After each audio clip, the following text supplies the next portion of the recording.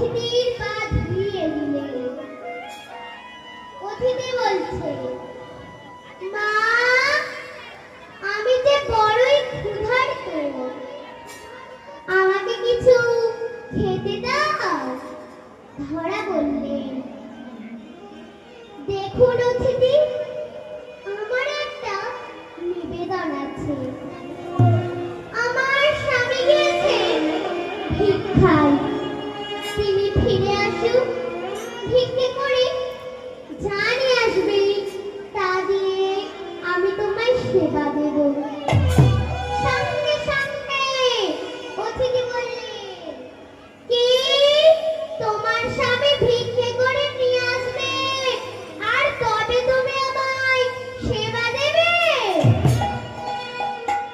না না না, আমি আর তোমার গৃহে থাকতে পারবো না। আমি এক্ষুনি বাড়ি থেকে চলে যাব।